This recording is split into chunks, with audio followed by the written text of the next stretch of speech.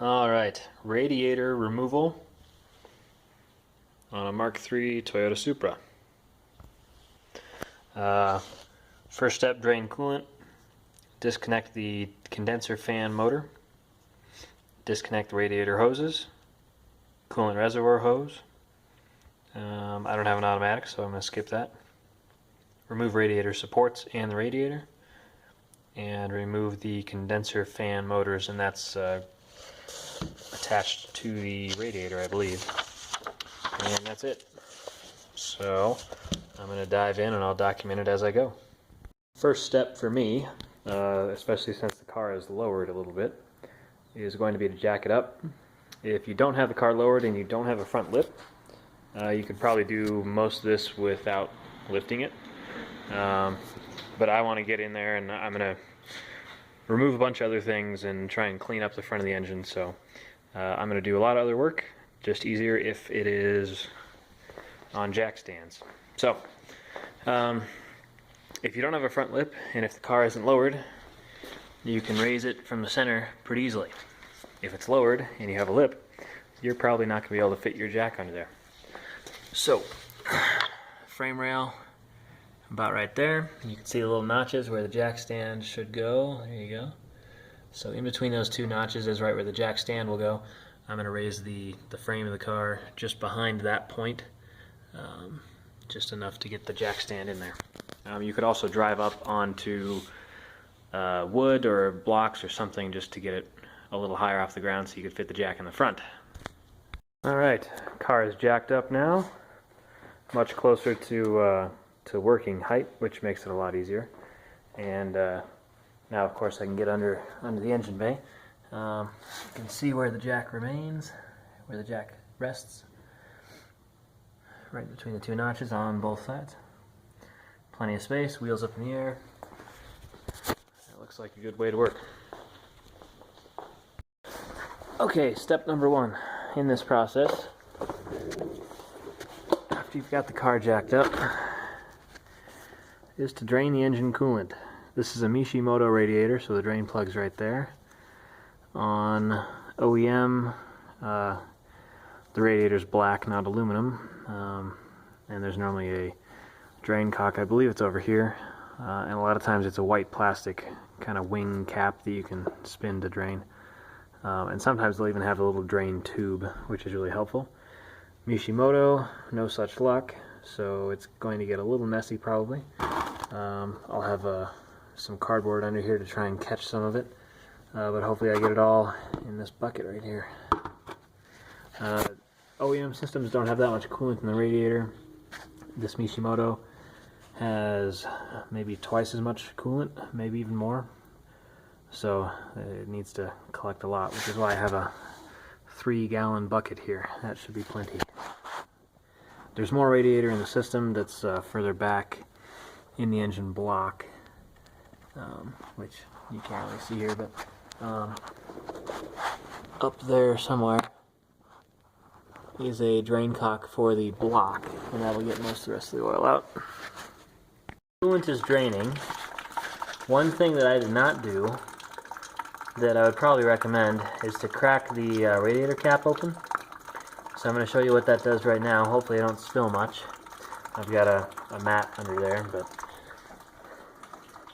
when you do this, the system can breathe. It's going to drain a hell of a lot faster.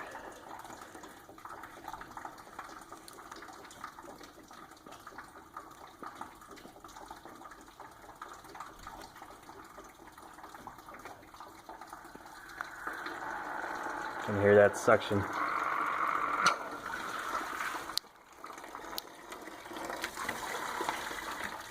Okay, so I can see down there it was gonna splash quite a bit, and it did. Awesome. So I may try and just control this.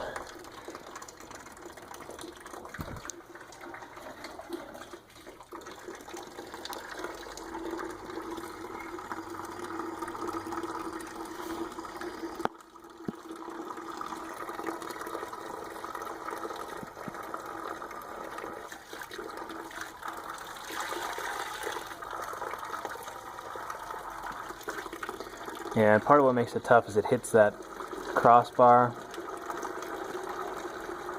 I don't know how well that shows on the video, but if it didn't hit the crossbar, it'd be fine. The problem is it hits that and then it spatters everywhere.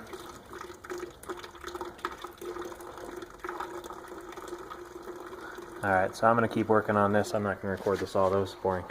Okay, another step in removal here is to take off the overflow hose. Just remove that, clips into there. Just take that out and move it aside. Okay, just remove the condenser fan connectors. These guys are a pain to get to, if you have a big battery like me at least. You can see the other end of one of the connectors right there and right there. It just takes a little bit of wiggling down there to get those loose, so that's off. On to the next step. Okay, now we are on remove the hoses, and for the constant tension clamps, which you should use, don't use the worm clamps, use these. For these hose clamps, I think it works very well to use pliers like this. They make it a lot easier to grab the clamps this way, or if you have to be on end, this way. So I would recommend that. We're doing the top now. I'll go down and do the bottom. Okay, now you can see the hose removed up top. I've removed the hose on the bottom, right there. Now, if you have a regular size radiator, you might be able to lift the radiator out at this point if you just remove the mounting bolts. But with this larger Mishimoto radiator, I don't think it'll clear the fan. Looks pretty obvious that it will not. Because at this point the shroud is still connected to the radiator.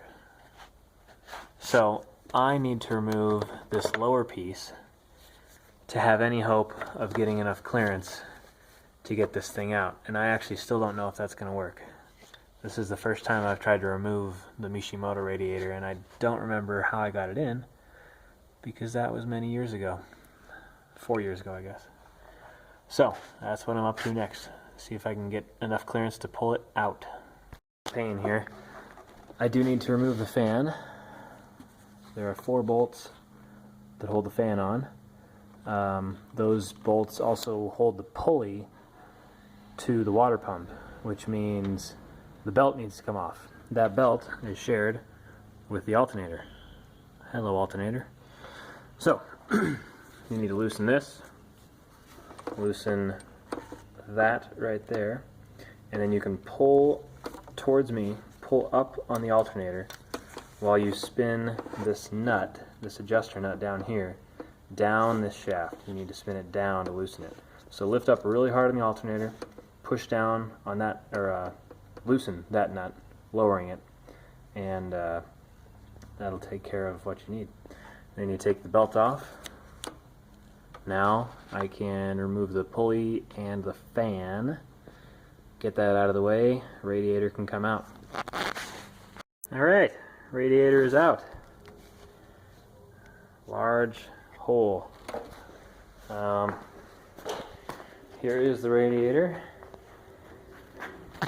So if you wanted to, you could remove the auxiliary fans, and then you could get the shroud out if you've got enough space. With the Mishimoto radiator, you can't do a lot of that just because it's too thick. But with the OEM radiator and some of the other skinnier radiators, you could probably do that. The fan is actually separate from the pulley. I had that wrong, so you don't need to remove the belt. I need to anyway, because I need to get to the power steering pump, which is behind that. But if you're just doing radiator, you don't need to pull the pulley. Just the fan. That'll get cleaned up before it goes back in. And I'm going to check. I think I had a coolant leak, so there might be some down on the water pump. If that's the case, then I'll put in a new water pump. There you go.